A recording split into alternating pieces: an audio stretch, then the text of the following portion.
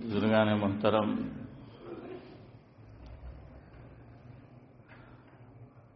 کچھ باتیں کل کا جو دن آنے والا ہے اس تعلق سے آپ کے گوش گزار کرنی ہے۔ ماضی قریب میں ہمارے ایک بزرگ گزرے ہیں، علامہ احمد اللہ صاحب راندیری علیہ الرحمہ۔ آپ میں سے بھی جو بڑی عمر کے حضرات ہیں ان میں سے بہت سو نے ان کی زیارت کی ہوگی۔ حضرت کی عادت شریفہ یہ تھی کہ بیان، واعظ، تقریر سے پہلے حضور اکرم صلی اللہ علیہ وسلم کی شان میں نعت پڑھا کرتے تھے۔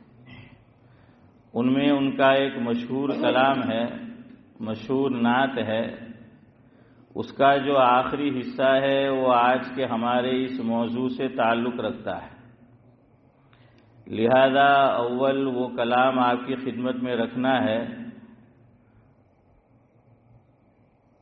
کہ معراج پر پہنچے جو نبی، معراج پر پہنچے جو نبی، ظاہر ہوئے راز خفی۔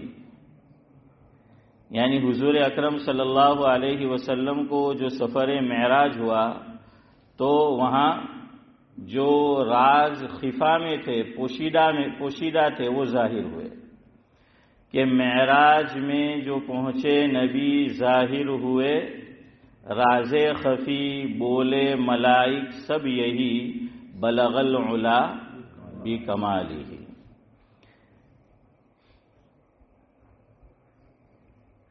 رضوان نے دی بڑھ کر یہ صدا، رضوان جانتے ہو کدھر اشارہ ہے؟ جنت کا جو داروغہ ہے، تو حدیث پاک میں ان کا اسم اور ان کا نام کیا ذکر کیا گیا؟ رضوان جو ہیں وہ ذکر کیا گیا ہے۔ اور جہنم، اس کا جو داروغہ ہے ان کا نام حدیث پاک میں مالک ذکر کیا ہے۔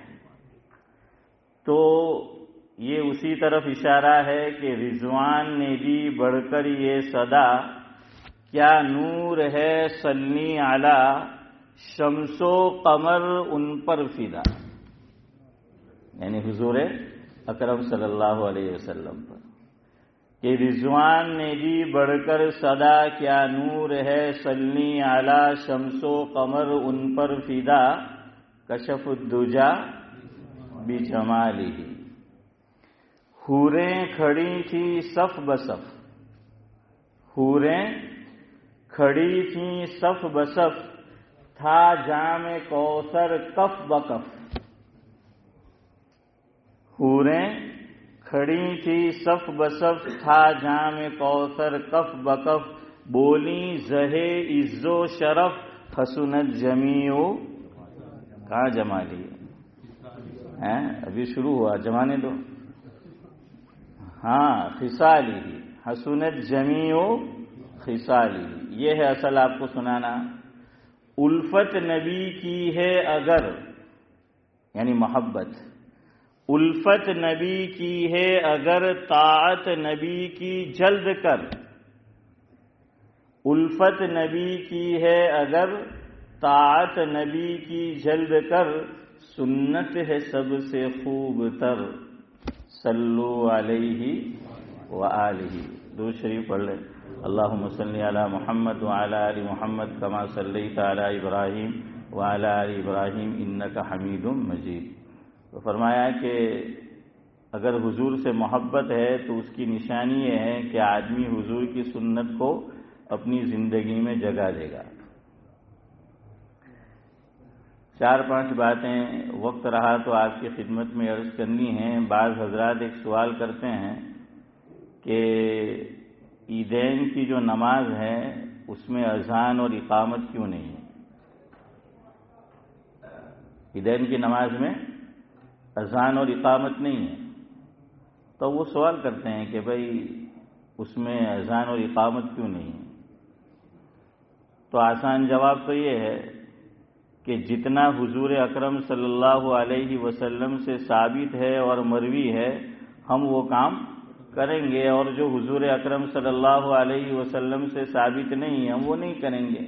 مثال لے لیجئے، ایک قرآن کریم کی تلاوت جب ہم کرتے ہیں اور ایک مسلمان قرآن کریم کی تلاوت کرتا ہوا آ رہا ہے اور سورہ توبہ شروع کرتا ہے، سورہ انفال ختم ہوئی اور سورہ توبہ اس نے شروع کی، ہر سورت کے آغاز میں بسم اللہ الرحمن الرحیم پڑھنا ہے۔ یہاں بظاہر یہی لگتا ہے کہ نئی سورت شروع ہو رہی ہے۔ قرآن کریم میں اور آپ دیکھیں گے تو جہاں سورت ختم ہوتی ہے اور جو ڈیزائن بنی ہوئی ہوتی ہے نئی سورت کے آغاز میں، نئی سورت کے شروع میں، وہی ڈیزائن اور وہی چیز مجھے اور آپ کو یہاں پر بھی نظر آئے گی کہ سورہ انفال ختم ہوئی اور براءۃ من اللہ یہ نئی سورت شروع ہو رہی ہے۔ لیکن میں اور آپ اگر پڑھتے ہوئے آ رہے ہیں تو وہاں بسم اللہ نہیں پڑھتے، بسم اللہ کی تلاوت نہیں کرتے۔ کیوں نہیں کرتے؟ آسان سا جواب یہ ہے کہ وہاں لکھی ہوئی نہیں ہے۔ آسان جواب یہ ہے کہ بھئی وہاں لکھی نہیں ہے اس لیے ہم بسم اللہ کی تلاوت نہیں کرتے۔ پھر علماء نے جو جوابات اپنے طور پر دیے ہیں خیر دیے ہیں، لیکن آسان جواب یہ ہے کہ بھئی لکھی ہوئی نہیں ہے اس لیے ہم اس کی تلاوت نہیں کرتے۔ ہاں اگر کوئی وہیں سے پڑھنا شروع کرتا ہے، مثال کے طور پر ایک آدمی سورہ انفال کی تلاوت کرتا ہوا آ رہا تھا اور ان اللہ بکل شیء علیم یہاں پر آ کر اس نے قرآن کریم کو بند کر دیا اور اسے کوئی تقاضا تھا وہ پورا کرنے کے لیے گیا اور پھر وہ دوبارہ واپس آتا ہے اور آنے کے بعد جب قرآن کریم کی تلاوت شروع کرے گا تو اب تعوذ کے ساتھ تسمیہ اس کی بھی تلاوت کرے گا۔ کیوں؟ تو وہ اس لیے نہیں کہ یہ سورہ برات ہے اس لیے، بلکہ وہ اس لیے تلاوت کر رہا ہے کہ بسم اللہ الرحمن الرحیم کیا ہے؟ آداب تلاوت میں سے، آداب تلاوت میں سے ہے، اس لیے اس کی تلاوت جو ہے وہ کی جا رہی ہے، تو بسم اللہ الرحمن الرحیم کی اس وجہ سے کرنا ہے۔ تو یہاں بھی کہ حضور اکرم صلی اللہ علیہ وسلم سے ثابت نہیں ہے اس لیے ہم اذان اور اقامت نہیں۔ اور یہاں ایک بات یاد رکھیے، بڑے سے بڑا آدمی ہو اس کا تفرد اپنی جگہ، امت حضور اکرم صلی اللہ علیہ وسلم کی جو سنت ہے، جو طریقہ ہے، اس کے خلاف اگر کوئی عمل کرتا ہے خود یا یہ کہ وہ اس کو جاری کرتا ہے تو امت کے علماء، امت کے خواص اور ساتھ ساتھ عوام اس کو قبول نہیں کریں گے۔ اسی کی مثال لے لیجیے اذان اور اقامت کی۔ حضرت عبداللہ بن زبیر رضی اللہ تعالیٰ عنہ، آپ نے نام سنا ہوگا، یہ کون ہے؟ صحابی تو ہے ہی، لیکن حضرت صدیق اکبر رضی اللہ تعالیٰ عنہ سے کیا رشتہ ہے؟ ہاں، نواسے ہیں۔ تو حضرت عبداللہ بن زبیر رضی اللہ تعالیٰ عنہ، اور تاریخ اسلام میں یہ بات لکھی ہوئی ہے، صرف اور صرف یہ سعادت، یہ خوش نصیبی حضرت عبداللہ بن زبیر، یہاں ایک بات یاد رکھیے، عربی میں کہتے ہیں عبداللہ اور اردو میں ہم عبداللہ بول دیتے ہیں، تو بہرحال جو بھی تلفظ ہو تو دال پر پھر ضمہ اور پیش کی تلاوت کی جاتی ہے، تو عبداللہ یا عبداللہ۔ تو حضرت عبداللہ بن زبیر رضی اللہ تعالی عنہ کے مقدر میں یہ سعادت لکھی تھی کہ ان کے ہاتھ میں بھی حکومت کی باغ دوڑ آئی ہے اور دارالخلافہ اور کیپٹل یہ مکہ مکرمہ رہا ہے۔ ورنہ آپ تاریخ اسلام اٹھا کر دیکھ لیجئے کہ مسلمانوں کی حکومت آئی لیکن دارالخلافہ، کیپٹل، راجدھانی یہ مکہ مکرمہ نہیں تھی۔ یا تو مدینہ منورہ یا پھر حضرت معاویہ رضی اللہ تعالیٰ عنہ دوسری جانب جو ہیں تشریف لے گئے، حضرت علی رضی اللہ تعالیٰ عنہ جو ہیں وہ کوفہ کی طرف، عراق کی طرف تشریف لے گئے، تو دارالخلافہ مکہ مکرمہ نہیں رہا ہے۔ لیکن حضرت عبداللہ بن زبیر رضی اللہ تعالیٰ عنہ کے ہاتھ میں جب باغ دوڑ آئی ہے، حکومت آئی ہے، اور بہت مختصر سا وقت ان کے ہاتھ میں حکومت کی باغ دوڑ رہی ہے، لیکن اس وقت دارالخلافہ کیپٹل اور راجدھانی انہوں نے مکہ مکرمہ کو بنایا۔ تو حضرت عبداللہ بن زبیر رضی اللہ تعالیٰ عنہ کے حالات میں لکھا ہے کہ انہوں نے اب توجہ نہیں گئی اس طرف، دھیان نہیں گیا، یا پتہ نہیں کیا بات تھی۔ کتابوں میں لکھا ہے کہ عید کی نماز سے پہلے انہوں نے اذان دلوائی کہ اذان پڑھو عید کی نماز سے پہلے۔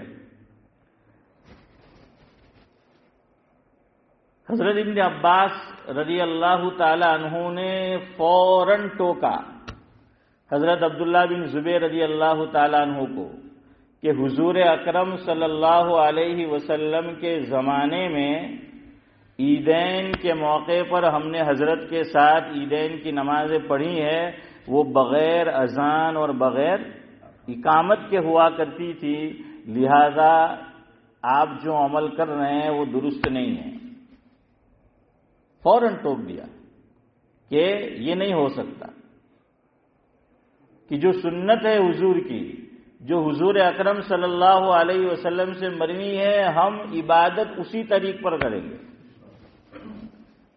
تو خیر صحابی تھے، فوراً آمنا و صدقنا سمعنا و اطعنا، حضرت عبداللہ بن زبیر رضی اللہ تعالیٰ عنہ کے ذہن میں بات آ گئی، اور عبداللہ بن عباس رضی اللہ تعالیٰ عنہ کے کہنے پر حضرت نے کیا کیا کہ بھئی آپ کی بات صحیح ہے، جو ان سے عمل ہوا تو اس کے لیے معذرت جو ہے وہ انہوں نے کر لی۔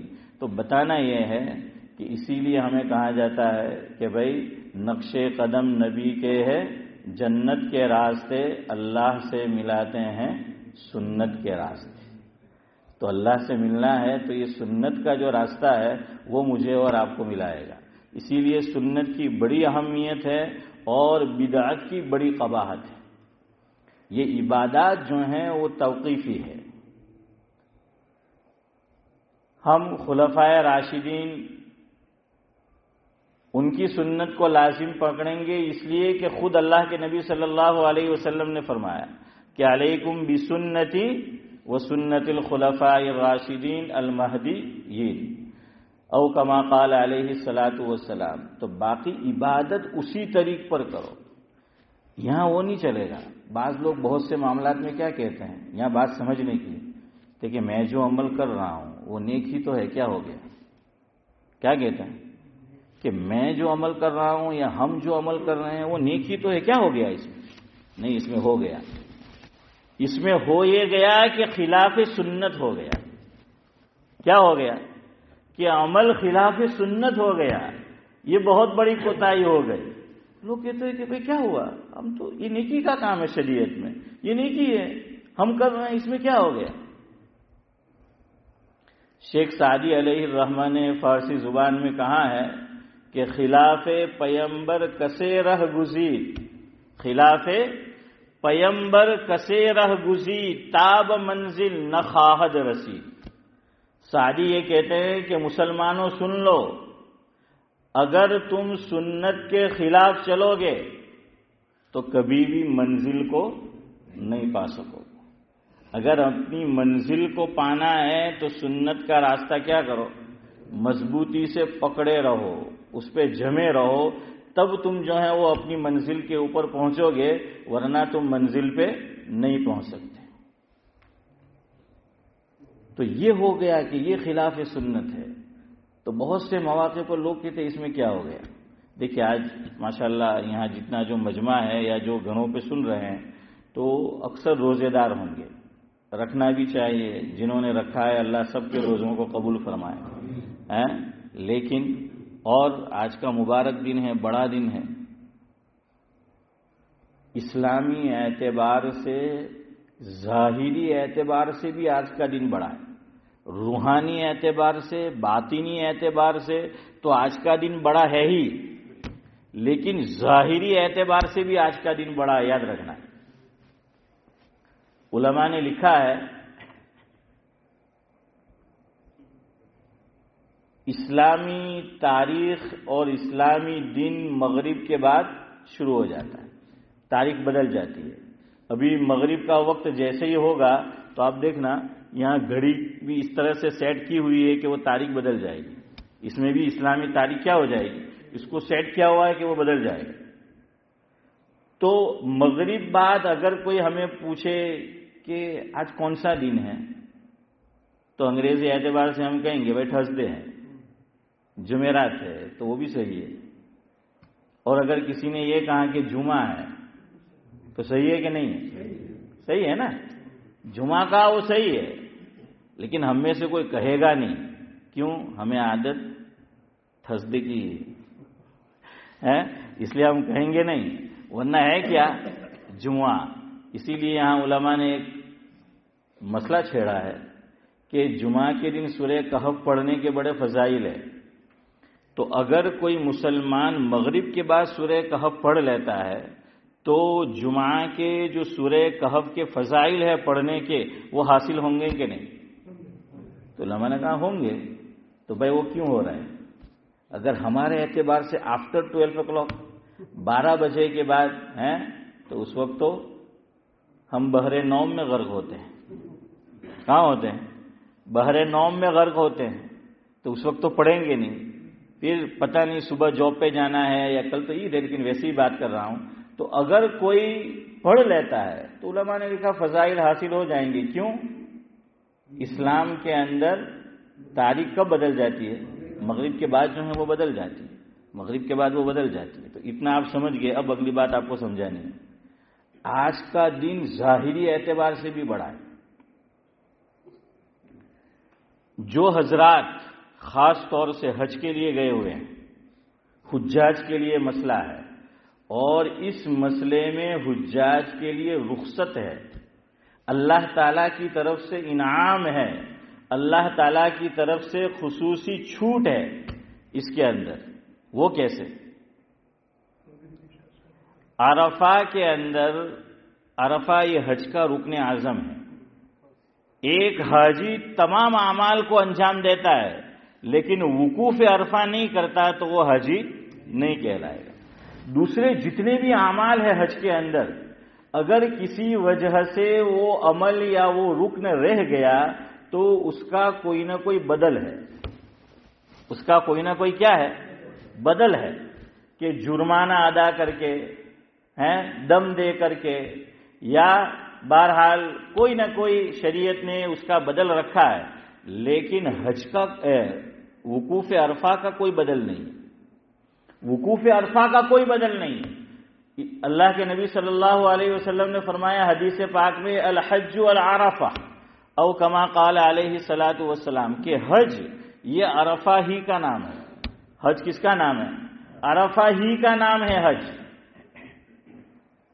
البتہ اتنی گنجائش ہے، زمین پر پاؤں نہ رکھے مریض، کہ مثال کے طور پر اللہ نہ کرے کوئی حاجی بیمار ہو گیا اور وہ ہسپتال میں ہے، اب کہ مجھے نہیں معلوم، لیکن علماء نے، ہمارے بزرگوں نے لکھا ہے پرانی کتابوں میں کہ پہلے ایسا ہوتا تھا، یعنی بہت زیادہ دور بھی نہیں، چند سالوں پہلے، کہ جو حضرات بیمار ہو جاتے تھے حاجی حجاج، تو حکومت وہ چارٹر فلائٹ جو ہیں اس کا انتظام کرتی تھی اور ان کو اس کے اندر بٹھاتی تھی، اور عرفہ کا جو میدان ہے عرفات کا، اس کے اوپر سے کیا کر دیا جاتا تھا؟ گزار دیا جاتا تھا، اور وہاں سے گزار کر واپس ان کو ہسپتال میں رکھ دیا جاتا تھا، وہ حج ہو گیا۔ کیوں؟ باقی جو اعمال ہے چھوٹ گئے یا چھوٹیں گے اس کا بدل ہے، اس کا کوئی بدل نہیں ہے، کوئی بدل نہیں ہے۔ یہاں حاضری ضروری ہے عرفہ کے اندر۔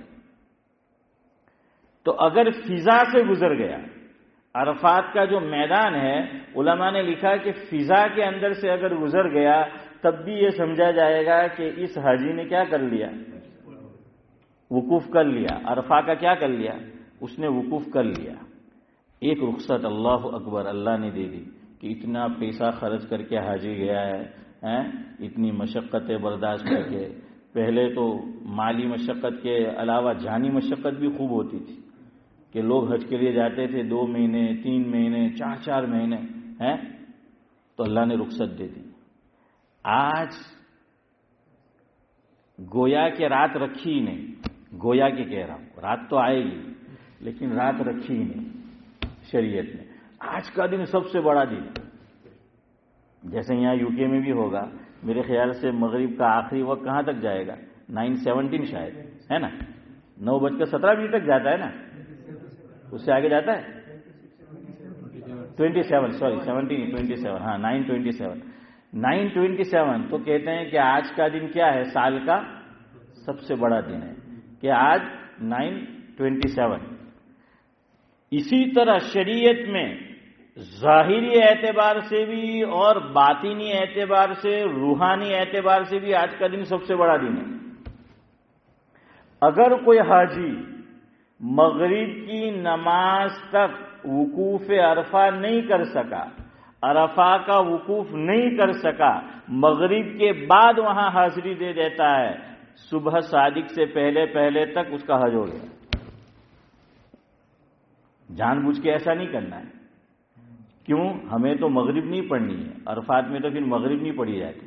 مغرب کے بعد حاجی کہاں نکل جائیں گے؟ مزدلفہ کے لیے نکل جائیں گے اور وہاں مغرب اور عشاء کو ادا کریں گے. لیکن آج کا دن یہ بڑھا دیا گیا، تو یہ سب سے بڑا دن ہے. اور الحمدللہ اکثر حضرات جو یہاں پر ہے وہ روزے سے بھی ہوں گے، تو ظاہری اعتبار سے بھی بڑا دن ہے، باطنی اعتبار سے بھی. جو بھی موقع ملے کچھ دیر بیان کے بعد اللہ سے مانگ لو. اور خاص طور سے جو غزہ کے مظلومین ہیں ان کے لیے، اور دنیا میں جو بھی مظلوم ہیں تو ان کے لیے جو ہے وہ مانگا جائے. اور اپنی اولاد کے لیے، اپنی آنے والی نسلوں کے لیے، آگے جا کر ایمان کے لالے پڑنے والے یاد رکھنا. حالات اگر آپ گہری نظر دوڑائے یہاں بڑے خطرناک ہیں.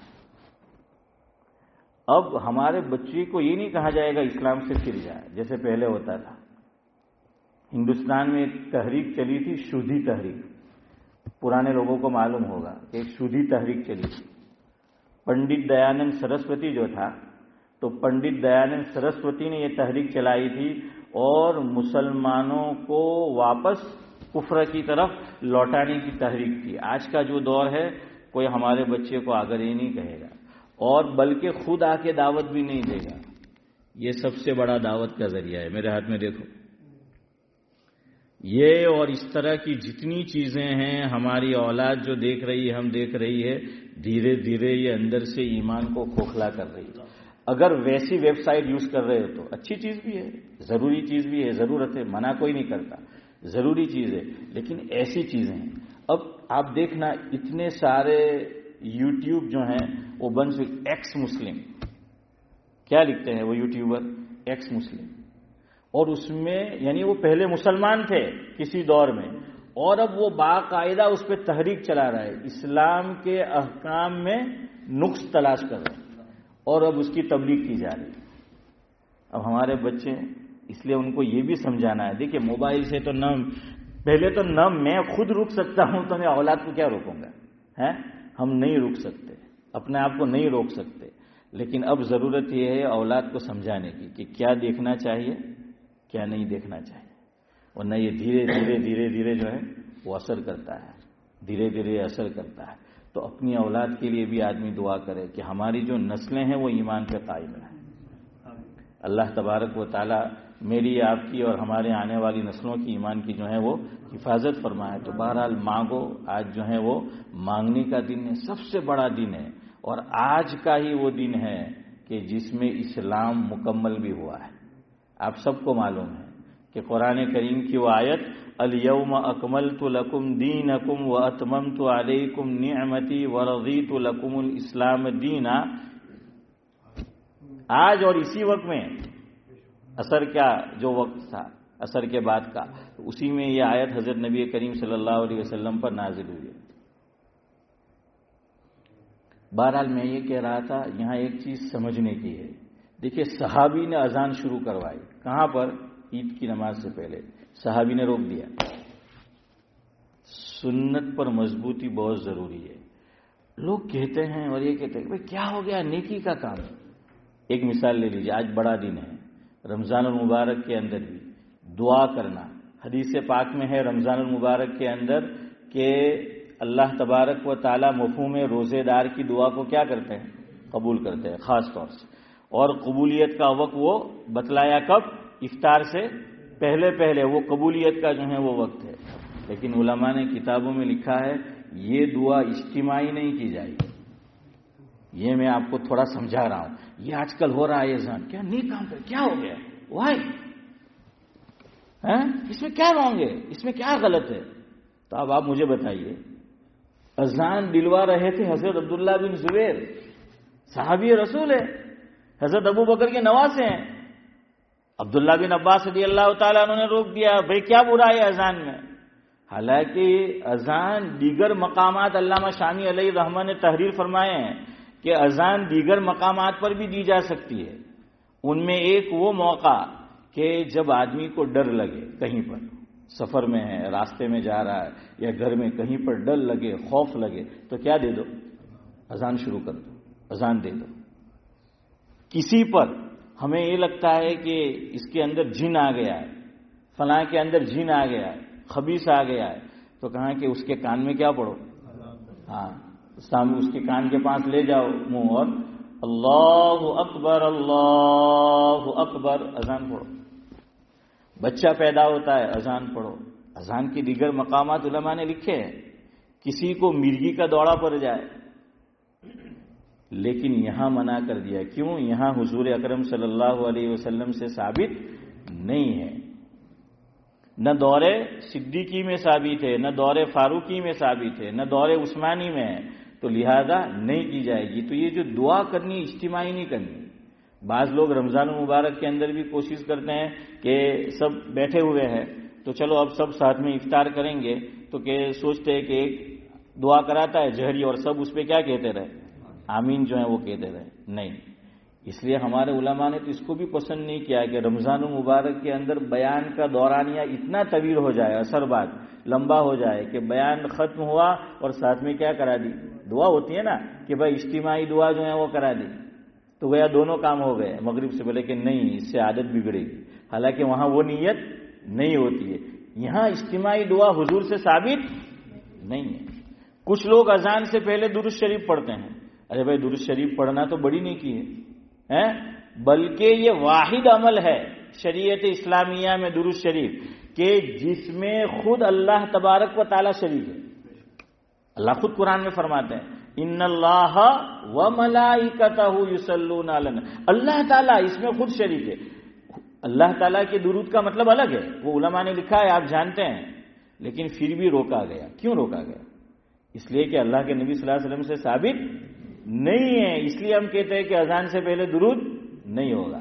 بلکہ علماء نے مسئلہ لکھا ہے کہ اذان کے جواب میں کہ جب مؤذن کہتا ہے اشہد ان محمد رسول اللہ، تو ہم جواب میں کیا کہیں گے؟ اشہد ان محمد رسول اللہ، لیکن صلی اللہ علیہ وسلم نہیں کہیں گے۔ یاد رکھنا، یہ علماء نے منع لکھا ہے کہ جتنا ثابت ہے اتنا ہی کیا کرنا ہے؟ وہ کرنا ہے۔ حضور نے حدیث میں کیا فرمایا؟ اذا سمعتم المؤذن فقولوا مثل ما يقول او کما قال علیہ الصلاۃ والسلام، مسلم شریف کی روایت ہے۔ مفہوم یہ ہے کہ مؤذن جو اذان پڑھتا ہے تو مؤذن جو اذان کے کلمات کہتا ہے اور میں اور آپ سن رہے ہیں، جواب میں وہی کہنا ہے۔ اب آپ مجھے بتائیے مؤذن نے کیا کہا؟ اشہد ان محمد رسول اللہ، پھر صلی اللہ علیہ وسلم کہا؟ نہیں کہا۔ تو کہاں یہاں اتنی بات ثابت ہے، تو اس لیے اذان کے جواب میں بھی صلی اللہ، یہ آپ کو میں بتا رہا ہوں، یہ پرابلم ہے۔ لوگ کیا ہوں سے ہی ہیں کہ مطلب میں کہ گناہ کی تو میں کہ મને નહીં ખબર ખિલાફ સુન્નત તો કર્યું અલ્લાહ કઈ ગુનામાં નહીં લખી દી એનાથી તું બી ہے وہ تو ہم نہیں کہہ سکتے، لیکن خلاف سنت کام کیا وہ تو ہم کہہ سکتے ہیں کہ کام کیا کیا ہے۔ ہاں صحیح حدیث سنا رہا ہوں آپ کو، معارف الحدیث میں حضرت مولانا محمد منظور نعمانی صاحب نور اللہ مرتضہ نے اس حدیث پاک کو نقل کیا ہے. وہ حوالہ ابھی اصل حوالہ میرے ذہن میں نہیں آ رہا اس لیے میں نہیں بول رہا ہوں، لیکن معارف الحدیث میں روایت ہے. مفہوم یہ ہے کہ حضرت عبداللہ بن عمر رضی اللہ تعالی عنہ کے سامنے ایک مسلمان کو چھینک آئی. اب چھینک آئے کسی کو تو اسلام نے کیا تعلیم دی کہ چھینکنے والا کیا کہے؟ الحمدللہ. یہ کہنا ہے. چھینکنے والا کیا کہے گا؟ الحمدللہ.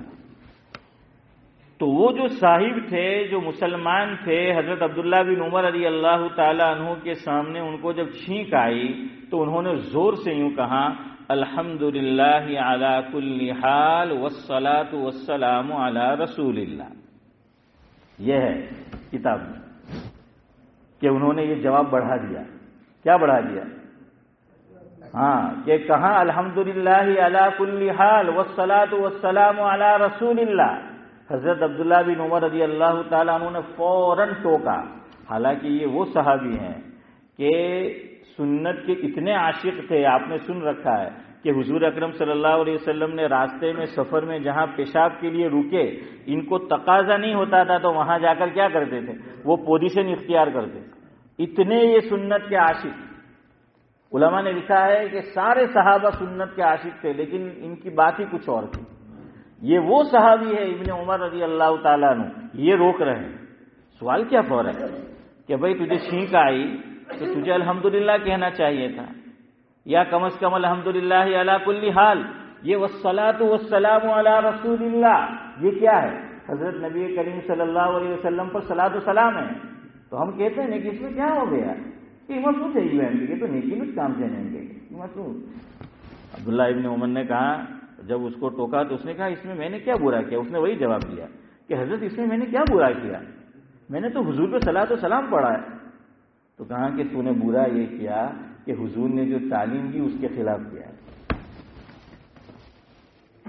حضور نے جو تعلیم دی ہے تو نے کیا کیا ہے؟ اس کے خلاف جو ہے وہ کیا ہے. بہرحال تو مضمون کو سمیٹتا ہوں تو ادھر اب آ جائیے اذان کیوں نہیں دینی ہے. اس کی عقلی وجہ جو علماء نے لکھی ہے، حضرت مولانا اشرف علی صاحب تھانوی رحمۃ اللہ علیہ حکیم الامت نے وہ سنی ہے میرے اپنے الفاظ میں خلاصہ. ایک تو آپ کو بتا دیا کہ بھائی کیوں اذان نہیں پڑھیں گے کہ حضور سے ثابت نہیں ہے، اور امام ترمذی علیہ رحمت نے باقاعدہ اس میں باب قائم کیا ہے کہ بھائی اذان اور اقامت نہیں کہی جائے گی. یہاں حکیم الامت نے اس کا عقلی لاجک یہ دیا ہے. اذان کا مقصد کیا وہ پہلے آپ مجھے بتائیے تو بات آپ کو سمجھ آئے گی. شریعت میں اذان کا مقصد کیا ہے؟ ارے بولو یار، کوئی بات نہیں، غلط جواب ہوگا تو غلط ہوگا، اس میں کیا ہوا؟ یہ کون سی پریکشا آپ کی چل رہی ہے؟ آپ نے بہت لمبا جواب دے دیا، شارٹ اینڈ سویٹ ہے کہ اذان کتابوں میں لکھا ہے یہ اعلام ہے. کیا ہے؟ الف عین لام الف اور میم. اور اگر آپ کو اعلام سمجھ میں نہیں آتا تو دوسرا جملہ بھی علماء نے لکھا ہے کہ اذان یہ اعلان ہے. اذان کیا ہے؟ یا تو آپ اعلام کہہ لیجئے یا آپ اعلان کہہ لیجئے کہ اذان یہ اعلان ہے. تو لوگ کاروبار میں مشغول ہے، کھیتی باڑی میں مشغول ہے، باہر ہے، تو اس لیے کیا کیا گیا کہ جو غائبین ہے، جو دور ہے مسجد سے، ان کو کہاں بلایا گیا؟ مسجد کے اندر. اسی لیے پرانے دور میں دیکھیے جب مائک نہیں تھے تاکہ اذان کی آواز دور دور تک پہنچے تو کہاں جا کے اذان پڑھتے تھے؟ اوپر، بالکل مینارے کے اوپر جا کر. ہمارے یہاں گاؤں میں کیا ہوتی تھی؟ وہ اذان ہوتی تھی تاکہ جتنا اوپر سے آواز لگائی جائے گی دور تک پہنچے گی. بہرحال تو اذان کا مقصد شریعت مطہرہ کی نظر میں یہ اعلام اور اعلان ہے. عید کے لیے اذان کیوں نہیں؟ فرمایا اس لیے نہیں کہ اللہ تعالیٰ نے آلریڈی پہلے سے کچھ چیزیں ایسی رکھ دی جو یہ اعلان کر رہی ہے کہ اب تجھے عید ادا کرنی ہے، اب عید کی نماز تجھے پڑھنی ہے. کل میں نے آپ کو بتایا تھا کہ ہمارے یہاں یہ غلط فہمی پائی جاتی ہے. امام بخاری علیہ الرحمہ نے بھی ذکر کیا کہ یہ تسبیح، تحمید، تہلیل یہ جب اسلامی سال کا آخری مہینہ شروع ہو جائے اسی وقت سے پڑھنا ہے. اسی وقت سے نفل نماز کے بعد بھی پڑھنا ہے. تکبیر تشریق آپ پڑھ لیجئے یا سبحان اللہ الحمدللہ اللہ اکبر جو ہے یہ پڑھ لیجئے. اسی طرح ایک دن پہلے عید کی نماز سے یعنی آج سے کیا شروع ہو گیا؟ تکبیر تشریق جو ہے وہ شروع ہو گئی. یہ اعلان ہو گیا. یہ کیا ہو گیا؟ اعلان ہو گیا. آدمی متوجہ ہو گیا کہ میں نے آج سے تکبیر تشریق میں نے شروع کر دی ہے. آئندہ کل جو دن آنے والا ہے وہ کیا ہے؟ عید کا دن ہے. آئندہ کل جو آنے والا دن ہے وہ کیا ہے؟ وہ عید کا دن ہے. تو بھائی جب پتہ چل گیا تو اعلان کی کیا ضرورت؟ پتہ جب چل گیا تو پھر اعلان کی کوئی ضرورت نہیں ہے. چلتے پھرتے کہاں گیا کہ تسبیح کرو، تحمید کرو، تہلیل کرو اس مہینے کے آغاز سے، اور آج سے ہر نماز کے بعد یہ کہہ دیا گیا اور اس کو واجب قرار دیا گیا. اب آٹومیٹک مجھے اور آپ کو معلوم ہو گیا کہ اس کے بعد کا جو دن آنے والا ہے وہ کیا ہے؟ عید کا جو ہے وہ دن ہے. اس لیے اس کے اندر اعلان نہیں رکھا گیا. نمبر 2 میں مختصر کرتا ہوں. اس پہ جو ہے ہمارا وقت 50 کو ختم کرنے کا ہے تو روزانہ یہ تعلیم تو انشاءاللہ 50 تک ختم کر دیں گے. دوسری بات، ایک کام اور نہیں ہوتا جو بعض لوگ کر دیتے ہیں بیچارے، اور مسئلہ معلوم نہیں اس لیے کرتے ہیں، کوئی جان بوجھ کے نہیں کرتا. گزشتہ سال ہوا ہماری اسی مسجد میں بقرعید، میری دوسری باری تھی، دوسری نماز مجھے پڑھانی تھی. تو میں بیان کر رہا تھا، ایک نوجوان آیا ہماری اسی مسجد میں اور اس کو میں نے نہیں دیکھا عام دنوں میں. ہو سکتا ہے دوسرے علاقے سے آیا ہو یا میری نظر نہیں پڑی ہو. وہ بیچارے اللہ کے بندے نے آ کر نفل شروع کر دیا. ہاں اسی مسجد میں اس نے آ کر نفل شروع کر دیا. اب عارف بھائی کہہ رہے ہیں کہ تحیت المسجد، ہو سکتا ہے وہ تحیت المسجد پڑھ رہا ہو یا اشراق جو ہے وہ اس نے اس کی نیت کی ہو، پتہ نہیں کیا نیت سے وہ پڑھ رہا تھا. تحیت الوضو بہرحال اس نے آ کر شروع کی. گزشتہ سال کی بات کر رہا ہوں. اس نے جو ہے وہ آ کر شروع کر دی. تو پھر میں نے دوران بیان ہی یہ مسئلہ بیان کیا، سمجھایا. تو آج پھر کہہ دیتا ہوں، تو اس لیے ایسا جو ہے وہ ہو سکتا ہے کسی کے ساتھ اور معلوم نہیں ہو تو اس وجہ سے ہو سکتا ہے. ہماری مسجد میں ہی ایسا ہوا تقریباً 1.5-2 سال پہلے. ایک صاحب کا نواسا دوسرے علاقے میں رہتا ہے.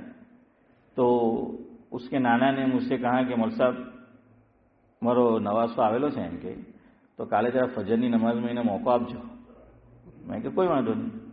تو میں اس کو جانتا ہوں، نواسے کو بھی جانتا ہوں، اس کو میں نے دیکھا ہوا ہے. تو میں نے کہا وہ دے دیں گے. تو میں اس کے انتظار میں تھا. میں نے کہا آئے تو اس کو آگے بٹھا دوں. تو وہ آیا، میرے پڑوس میں کھڑا رہا. 2 رکعت پہلے پڑھی، 2 رکعت واپس پڑھی، 4 رکعت پڑھی اس نے فجر میں. تو میں نے دھیرے سے اس سے پوچھا، میں کہ દીકરા તું આ 4 હું કા પડી؟ تو میں نے کہ 2 تو سنت پڑھی نے، 2 تحیت المسجد پڑھی. حافظ قرآن ہے وہ، حافظ قرآن. وہ معلوم نہیں ہوتا، مسئلے سنے نہیں ہوتے، کیونکہ چھوٹا بھی تھا، عمر بھی کوئی زیادہ نہیں تھی. تو پھر میں نے اس کو سمجھایا کہ بھائی یہ تو بائی 1 گیٹ 1 فری ہے. اللہ تبارک و تعالیٰ نے کیا ہے، 2 رکعت سنت پڑھو، اسی میں ہمیں تحیت الوضو کا ثواب بھی مل جائے گا اور تحیت المسجد کا ثواب اس میں انکلوڈ جو ہے وہ ہو جاتا ہے. تو میں نے کہا وہ نہیں، وہ پڑھنی ہے.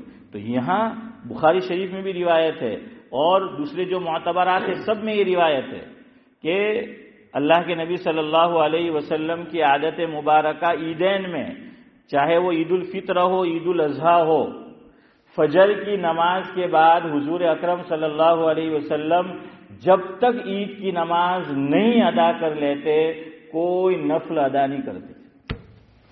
بخاری شریف میں روایت ہے، کوئی نفل حضور ادا نہیں کرتے تھے. اور یہ مسئلہ ہے، یاد رکھنا، چاہے ہم عید کی نماز مسجد میں پڑھے جیسے ہمارے یہاں مسجد میں ہوتی ہے، چاہے عید کی نماز اگر کوئی پارک میں جا کر پڑھتا ہے اور پارک میں وہ ادا کرے، چاہے عیدگاہ بنا ہوا ہے وہ عیدگاہ میں جا کر ادا کرے، مصلی نور مسجد نہیں ہے مصلی ہے کوئی وہاں جا کر ادا کرے، ہر جگہ ایک ہی حکم ہے کہ عیدین میں فجر کے بعد کوئی نماز نہیں ہے، اشراق بھی نہیں ہے. یاد رکھنا، اشراق بھی نہیں ہے. اشراق بھی کب پڑھنا ہے؟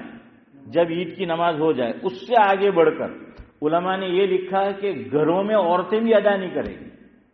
گھروں میں عورتیں عیدین میں اگر وہ اشراق کی نماز کی عادی ہے، جب تک علاقے کی کسی ایک مسجد میں علاقے کی اگر عید کی نماز ہو گئی اب پڑھ سکتی ہے. لیکن جب تک علاقے کی کسی ایک مسجد کے اندر عید کی نماز نہیں ہوئی ہے، عیدین میں عورتیں بھی گھر پر اشراق اس وقت تک ادا نہیں کر سکتی. یہی حکم مرد کے لیے بھی ہے کہ میں اور آپ بھی کہ جب تک عید کی نماز یہاں ادا نہیں ہو جائے ہم گھر پہ بھی نہیں پڑھ سکتے.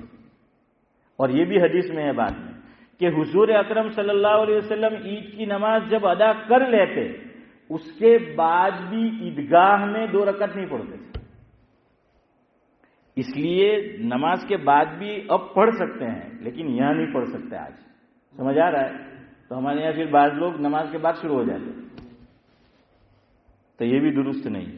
ہاں، ابن ماجہ کی روایت ہے. ابن ماجہ کے اندر یہ روایت موجود ہے جس میں صحابی رسول یہ فرماتے ہیں، مفہوم یہ ہے کہ میں نے دیکھا اللہ کے نبی صلی اللہ علیہ وسلم کو عید کی نماز میں کہ حضور اکرم صلی اللہ علیہ وسلم نے عید کی نماز ادا کی، اس سے پہلے کوئی نماز نہیں پڑھی، یعنی نفل کوئی نفل نماز آقا نے نہیں پڑھی. عید کے بعد بھی عیدگاہ میں نہیں پڑھی. وہ صحابی فرماتے ابن ماجہ میں روایت ہے کہ میں نے دیکھا کہ حضور اکرم صلی اللہ علیہ وسلم گھر میں تشریف لے گئے اور گھر میں تشریف لے جا کر عید کے دن جیسے ہی حضور اپنے دولت خانے میں انٹر ہوئے، داخل ہوئے، حضور نے 2 گانا پڑھے. اس لیے علماء لکھتے ہیں کہ کہاں جا کے پڑھنا ہے. ہاں، یہاں ایک واقعہ لکھا ہے اور حضرت علی رضی اللہ تعالی عنہ کی طرف منسوب ہے کہ ایک آدمی عیدگاہ میں کھڑا ہو گیا عید کی نماز سے پہلے اور اس نے نفل شروع کر دی. حضرت علی رضی اللہ تعالی عنہ نے اس کو ٹوکا اور کہا کہ بھائی کیوں عید پڑھ رہا ہے، کیوں جو ہے نفل نماز پڑھ رہا ہے؟ تو اب ہوگا وہ کوئی من چلا، اس نے عجیب جواب دیا. جواب دینے کے بجائے کہنے لگا کہ آپ یوں سمجھتے ہیں کہ اللہ مجھے 2 رکعت پڑھنے پر عذاب دے گا؟ بعضوں کا مزاج ہوتا ہے جواب صحیح نہیں دیتے ہیں، الٹا ہی جواب دیتے ہیں.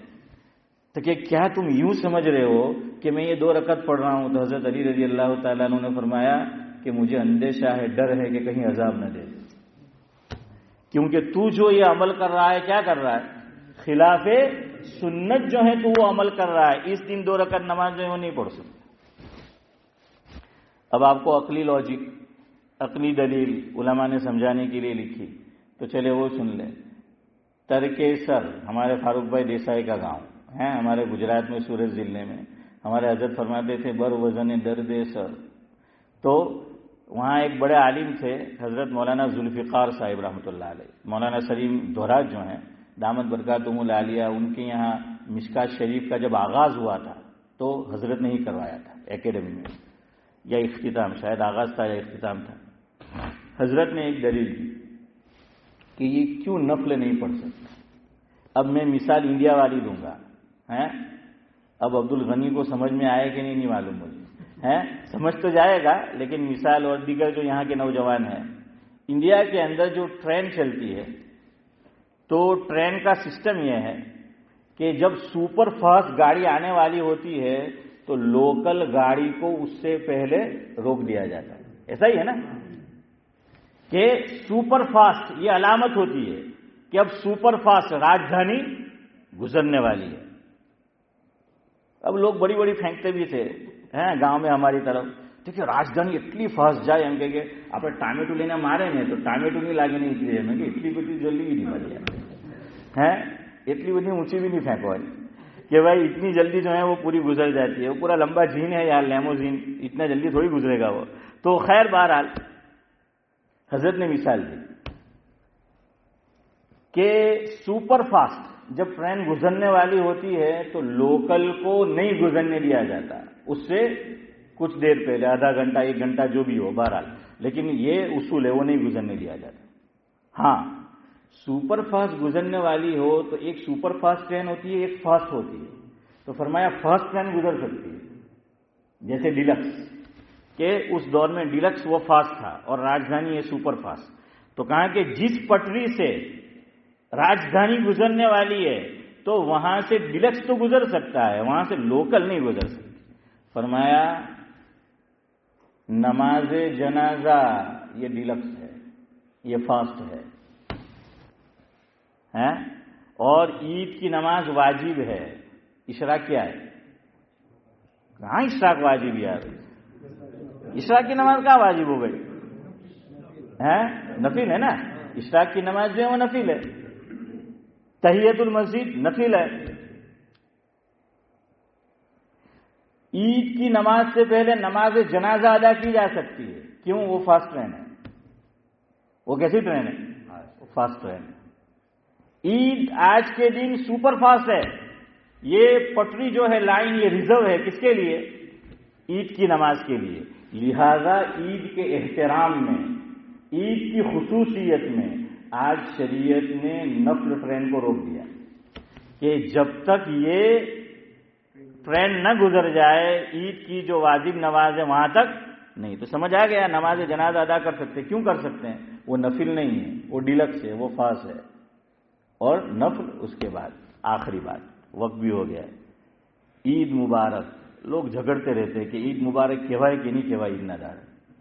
اب بعض لوگوں کو چڑ ہے کہ خود بھی نہیں بولتے, کوئی بولتا ہے تب بھی چڑتے ہیں عید مبارک کے ہم کہوائیں گے. تو عید مبارک کہہ سکتے کہ نہیں کہہ سکتے؟ علامہ شامی علیہ الرحمن بڑے عالم ہیں. آپ کسی مفتی صاحب سے فتویٰ پوچھو تو اس میں یہ ہوگا. کس کا حوالہ؟ شامی کا ہوگا. ہاں, شامی کا حوالہ دیا ہوگا. علامہ شامی علیہ الرحمن نے لکھا ہے المدخل. دیکھیں وقت ہو گیا ہے لیکن 2-4 منٹ میں لے لوں زیادہ. اب خوشی کی بات پہ ختم کرتے ہیں. عید مبارک, عید کی خوشی. المدخل یہ کتاب ہے. اب انہوں نے یہ جو ٹاپک ہے یہ کتاب لکھی, اس میں جو چیزیں شریعت میں بدعت ہے اس موضوع پر یہ کتاب لکھی گئی. عربی میں ہے اور آج کی نہیں ہے, بہت صدیوں پہلے لکھی گئی. المدخل کے اندر ساری بدعات کو جمع کیا گیا کہ یہ بدعت ہے, یہ بدعت ہے, یہ بدعت ہے, اس کو نہیں کر سکتے. اور کچھ چیزیں جو مسلمانوں میں رائج ہے اور لوگ جانے انجانے میں بدعت کہتے ہیں تو اس کو بھی کریکٹ کیا کہ یہ بدعت نہیں ہے. یہ 2 ٹاپک پر یہ کتاب ہے. اس میں لکھا ہے کہ عید مبارک کہہ سکتے ہیں. تو علامہ شامی نے وہ المدخل کا حوالہ دیا کہ عید مبارک جو ہے وہ کہہ سکتے ہیں, اور لاجک بھی دیا ہے, عقلی لاجک, کہ عید مبارک کیوں کہہ سکتے ہیں. تو فرمایا کہ عید مبارک اس لیے کہہ سکتے ہیں. دیکھیے پہلے تو حدیث میں صحابہ جو دعا پڑھتے تھے تو کوشش کرو کہ ہم بھی مبارکبادی انہی الفاظ میں دیں, اور اس کے بعد پھر یہ کہہ دو تو کوئی حرج نہیں ہے. صحابہ کرام عیدین میں جب ایک دوسرے سے ملتے تھے نماز کے بعد تو کہتے تھے تقبل اللہ منا ومنکم. کیا معنی اس کا؟ کہ اگر رمضان والی عید ہے عید الفطر تو ہم نے رمضان میں جو روزے ادا کیے, جو ہم نے تراویح پڑھی, جو ہم نے خیر خیرات کی, اور جو ہم نے تلاوت قرآن, جو بھی عبادات کی, تو اللہ تعالیٰ اس کو کیا کرے؟ قبول کرے. اور صرف یہ نہیں کہا کہ میری طرف سے, دونوں کی طرف سے, کہ میرے اعمال کو بھی قبول کرے نیک اور تمہارے اعمال کو بھی قبول کرے. اب اللہ قبول کر لے تو پھر مبارکبادی تو بنتی ہے. یہ میں نہیں کہہ رہا ہوں, یہ کتاب میں لکھا ہے لاجک, کہ اللہ قبول کر لے تو مبارکبادی تو بنتی ہے. اگر کوئی کہنا چاہے تو میں یہ بھی نہیں کہہ رہا کہ آپ کل سے یہ شروع کر دو, آپ کی مرضی ہے, اپ ٹو یو. یہ ایسے اعمال ہے شریعت نے, علماء نے لکھا ہے, اس میں آپشن دیا ہے, آپ کو دل لگے آپ کرو, آپ کو نہ لگے تو نہ کرو. کیوں؟ نہ کرنے پر گناہ نہیں ہے. یہ کیا ہے؟ مباح ہے. مباح شریعت میں وہ عمل ہوتا ہے کرو تو ثواب, نہ کرو تو کوئی حرج نہیں ہے. اس میں آپشن دیا ہے. لیکن ساتھ میں یہ لکھا ہے کہ اگر میں نہیں کر رہا ہوں اور کوئی دوسرا کر رہا ہے تو میں اس پہ ناراض نہیں ہو سکتا.